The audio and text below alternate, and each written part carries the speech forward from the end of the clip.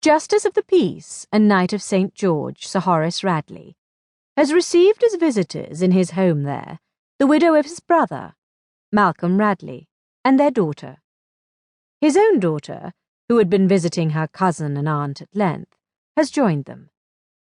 Readers may remember that Mrs. Malcolm Radley entertained Sir Horace in Wiltshire in December, before he returned to his home near Cheltenham to celebrate Christmas. Elijah Tewkesbury. Lance drank coffee in the library of Merrywood Manor. After noting there was correspondence in the Times from his county, and even about Miss Radley, he set aside that impressive paper and picked up instead the little broadside published out of Cheltenham every Tuesday.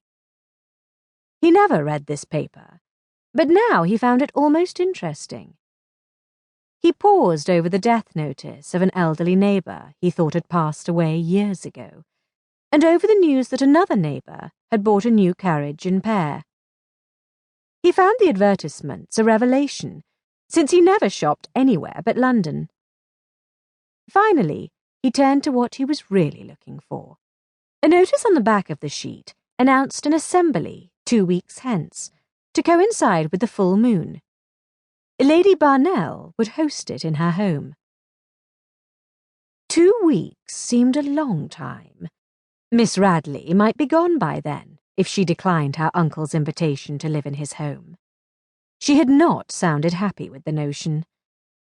He was debating whether to ride over to Radley's house, today or tomorrow, when a servant announced the arrival of his own visitor. A minute later, his brother Ives strode into the library, looked in his direction, and halted in his tracks. His green eyes bulged dramatically. He covered his heart with his hand, and feigned a swoon. "Spare me the courtroom histrionics," Lance said. "I am truly overcome. It has been so long since I have seen you properly shaved that I barely recognized you. Did your valet tie you down while you slept and do the deed out of pique with your eccentricity?" "It was not eccentric, but practical. Why risk a nick if no one will see you?" "And someone will see you now?" Ives' brow furrowed. "I hope you are not planning to come up to town." "I may." Lance had no such intention, but his brother's attempts to govern his movements had grown tedious months ago.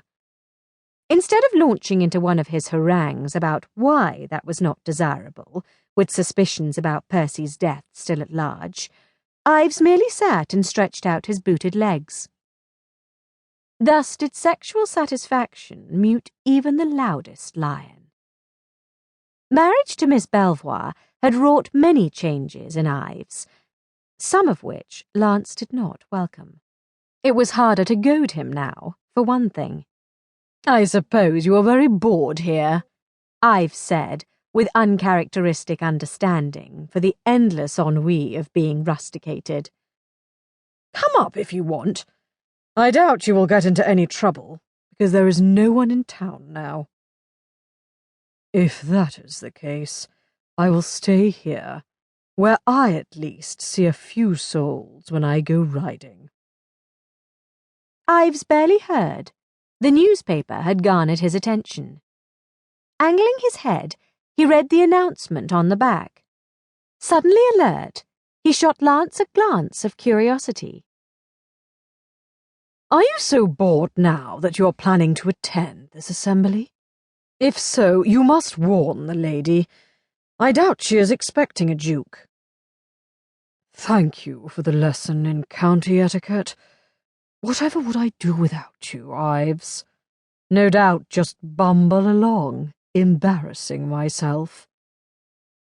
That set Ives back for a moment. No longer, however. "Are you going?" He tapped the paper. "I don't know why you care." "I find it odd, that is all. You have not attended one of those since you were—" He paused and calculated. 17.